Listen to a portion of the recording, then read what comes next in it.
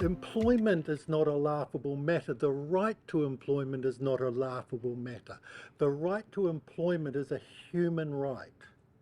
It is one of the things that is not upheld in New Zealand as a human right, especially in mental health and addiction. 80%, international research shows that 80% of people with lived experience of mental health and addictions want to work if they are given the opportunity.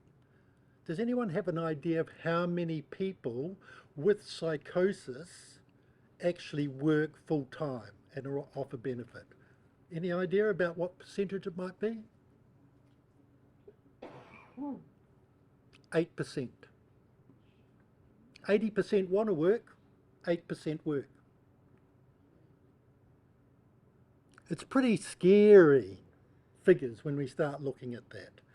We're in a place, and I'm not going to talk too much directly about Te Ara Oranga, because Te Ara Oranga, first of all, is the way that IPS employment came to Northland.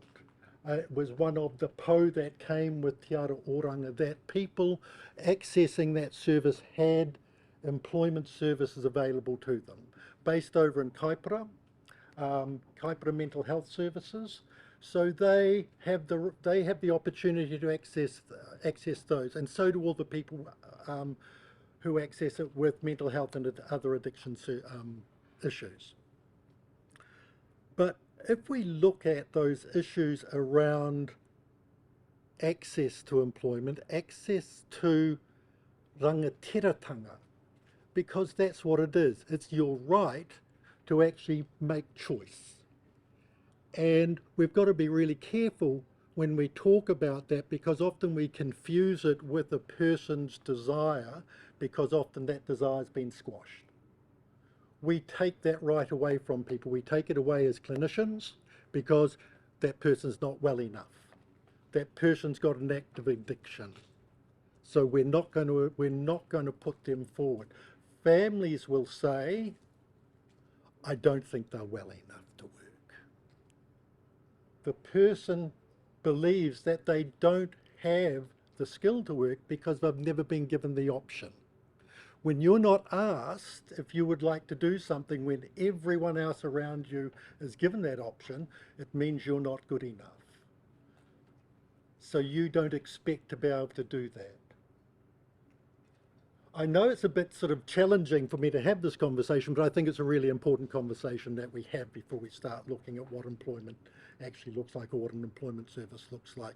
Because my challenge is to you, for all you fantastic people who are doing incredible mahi out there, is to make sure that people are given the opportunity, that you ask them what their dreams and ambitions are, and if part of that is employment or education, that you point them in the direction of your employment service, because there are employment services in every community mental health centre in Northland.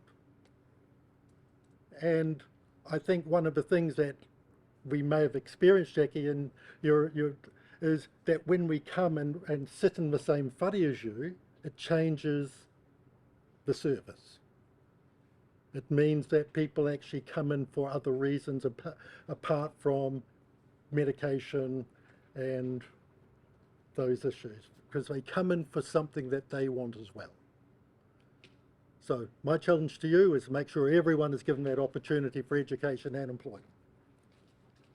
Over the last 5 years since we've been operating in Northland, we have had 642 referrals to employment services. That's over 5 years. And out of that, we've had 440 employment, people moving into employment or training.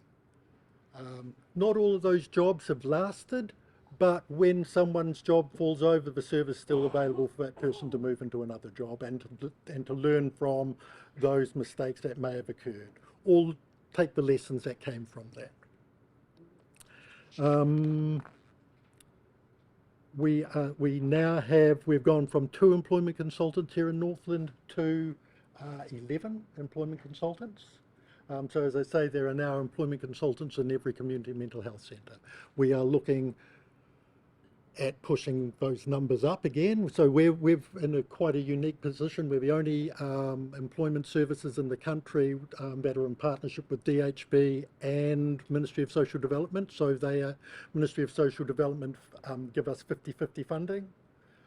So we're also able to move out into community wider than mental health services, who are working with the top 3% of people suffering from mental health and addiction issues, to those other people suffering from mild to moderate mental health issues, anxiety, depression, barriers to employment through drug and alcohol use, who may not have yet come into the realm of secondary services. So we can actually work with them as well. The IPS service, the employment services, is an international model. It comes from the States. It's been researched with 27 randomized studies over the last 30 years, and it shows that if we implement IPS to fidelity of the model itself, we can achieve between 50 to 65% of employment outcomes for people who come to us. We can't say we can get everyone to work, but we know that if we implement the service properly, that we can achieve 50 to 65% of people moving into employment within 12 months. If people are left to their own devices, the number's 20%. Other services that are not so intensive was usually about 30%. So we know we can achieve at least double. It's based on, there are 8 key principles that we operate with. And the first one is that it is an integrated service. So it's integrated with community mental health and addiction services. So we work in partnership at all times with the clinical team, or work in income, or whoever the referrer is, that we work in partnership, because that way we can actually ensure that the person has wraparound services, because we don't know everything. We don't choose, let me put it this way. All of our consultants do not come from a clinical background, so they don't have an understanding all the time of really deep understanding of mental health or addiction issues. But your teams do. So that's why we work in partnership. Is because you can do, we come back to you to assist us around those issues, to support the person around any clinical issues that are occurring. We deal with employment and employers and community networks. We work with competitive employment only. We don't look for putting people into programs that are set up for people with disabilities or mental health, sheltered workshops, anything like that. It's a job that you or I could apply for. That's all we work with. We choose to work with zero exclusion, so we don't filter people because of their acuity of mental health, symptoms, drug use, legal, if they're involved with the courts or anything like that. Anyone who chooses to work and comes to us, we will work with them and support them to achieve their goals. And the next bit, really important bit, is that it's about their goals. And so when I sort of say, give people the option, it's about giving people the options to have a choice and to make a choice about what they want to do with their life. If it's around doing study, so they can actually have a career, we support them into secondary, tertiary education to support them in being able to do that and really map that process out. Go to education facilities and work with them to support that person through their journey. If it's about employment, it's about where do they want to go? What's the choice and what's happening in their community and how do they want to achieve that? And it's about doing it in their way. And so it's about giving them the choice all the way through. Because you've all said it today, it's about giving people the power to make their own choices to change their lives. Because as Rich said, we see employment as a health intervention. It's a very, very powerful health intervention. People have spoken today about their journeys through recovery. to employment. And you're sitting here as employed people. So if we can get the other 90% of people who use services to be in the same position as we are, hey, the world's a really different place. Mental health services and addiction services look really, really different because it then becomes populated with people with skills and lived experience as well. We look at rapid job search. So we try to get people, we don't sit around doing endless assessments. We try and work with people as soon as possible to get them in front of employers within about 3-4 weeks. So the level of motivation is kept up, because we know if we go on to do talk fests, that person's motivation to make change is going to really drop really quickly.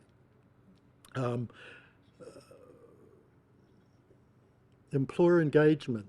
Employer engagement's one of our really big things, because that's actually about our community development. One of the roles of our employment consultants is to engage with employers, and we have a goal of each employment consultant should meet a new employer, 6 new employers every week, and go and have conversations, sit with them, get to know about their businesses, get to know about what is important to them as an employer.